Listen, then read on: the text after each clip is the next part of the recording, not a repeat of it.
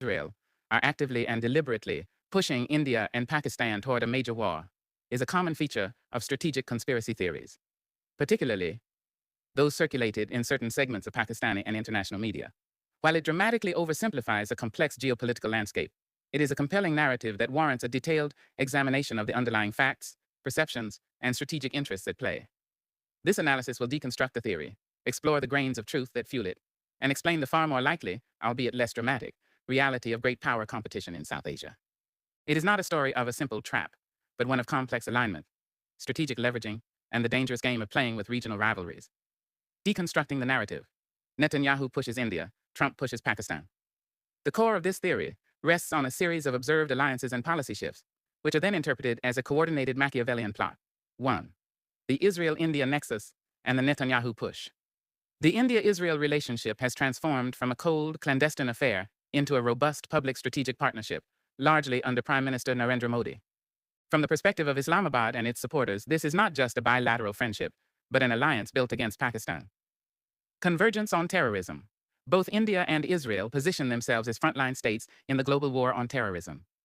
India frames Pakistan as a state sponsor of terrorism, a narrative that Israel strongly echoes, often linking Pakistan-based groups to wider Islamic extremism. This creates a powerful shared ideological framework. Massive arms sales. Israel is one of India's top defense suppliers, providing crucial technology like Falcon AWACS, airborne early warning systems that dramatically enhance India's ability to monitor Pakistani airspace. Barak missile systems, naval and point defense missiles that bolster India's maritime and aerial defense. Spike anti-tank missiles. Heron drones, tactical weapons that provide significant advantages in any potential ground conflict. Intelligence sharing collaboration on satellite imagery. Signals intelligence and monitoring militant movements is believed to be extensive. The anti-Islam undercurrent. For propagandists, this partnership is framed as a union of Hindutva, Hindu nationalist, and Zionist projects against the Muslim world, with Pakistan as the primary target. This framing, while simplistic and inflammatory, is potent in certain circles. From this vantage point, Netanyahu isn't just selling weapons. He is strategically empowering India to keep Pakistan perpetually off balance, militarily strained, and diplomatically isolated. 2. The American double game and the Trump push. The role of the United States, particularly during the Trump administration, is seen as more duplicitous. The theory posits that while America publicly allied with India, it simultaneously pushed Pakistan into a corner to provoke a reaction. The public pillorying of Pakistan, the Trump administration famously suspended hundreds of millions of dollars in security aid to Pakistan, accusing it of nothing but lies and deceit in harboring the Afghan Taliban and Haqqani network. This was a severe diplomatic and financial blow. The Indo-Pacific pivot. The U.S. strategy to counter China explicitly designated India as a major defense partner. This was seen in Islamabad as America choosing a side, tilting the regional balance of power decisively in India's favor, and giving New Delhi a sense of impunity. The trap mechanism. The theory suggests that by financially squeezing Pakistan and emboldening India, the U.S. was creating a scenario where Pakistan's back was against the wall. A cornered animal is more likely to lash out, potentially using its non-state proxies. This lashing out would then provide India with a perfect justification for a larger, more punitive military strike, which the U.S. and Israel would tacitly or openly support. In this view, the 2019 Pulwama attack and India's subsequent Balakot airstrike were not just a bilateral crisis, but a choreographed moment in this larger trap.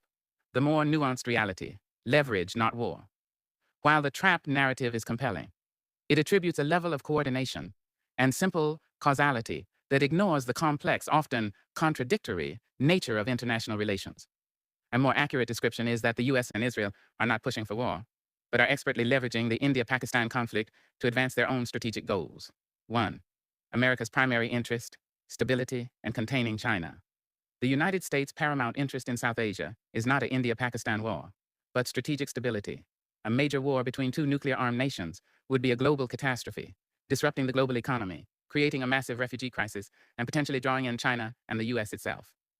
The China factor. The entire US Indo-Pacific strategy is predicated on building a coalition, with India at its center, to counter Chinese expansion. A war between India and Pakistan would shatter this strategy. It would consume Indian military and diplomatic resources, leaving it unable to serve as a counterweight to China in the Indian Ocean and the Indo-Pacific. The Afghanistan withdrawal. During the Trump era, the primary goal was to pressure Pakistan to deliver the Taliban to the negotiating table, to facilitate a U.S. withdrawal from Afghanistan. The harsh rhetoric was a tool of coercive diplomacy, not a desire to start a new war. The crisis management role. The US often plays a behind-the-scenes role in de-escalating India-Pakistan crisis. After Balakot, the US, along with others, engaged in intense diplomacy to prevent further escalation. A country setting a trap does not then work frantically to defuse it. America's strategy is one of calculated pressure. It strengthens India to counter China, while simultaneously pressuring Pakistan on terrorism and to align with US interests. This is a high-wire act that risks miscalculation, but its goal is leverage and influence, not all-out war. 2. Israel's primary interest, a strategic and commercial partner. Israel's motivations are more straightforward, but are also not aimed at instigating a regional war. A legitimate and lucrative market. India is one of the world's largest arms importers.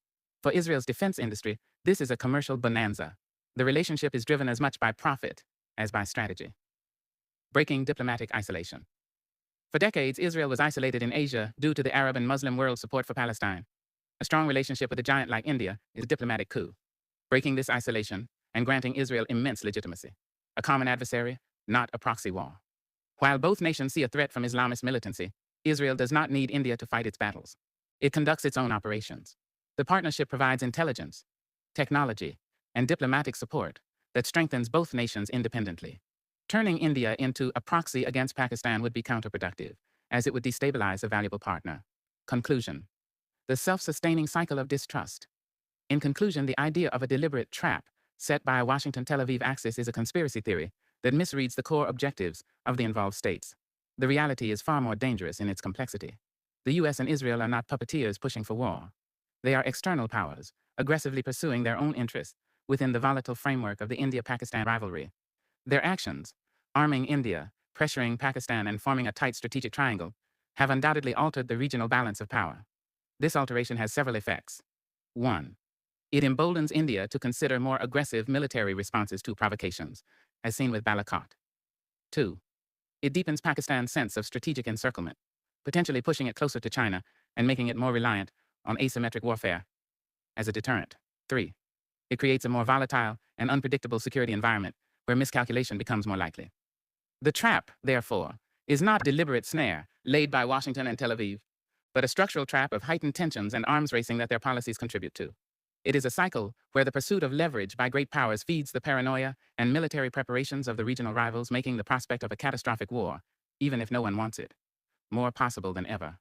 The danger lies not in a secret plan, but in the unintended consequences of great power competition playing out in the world's most volatile nuclear theater.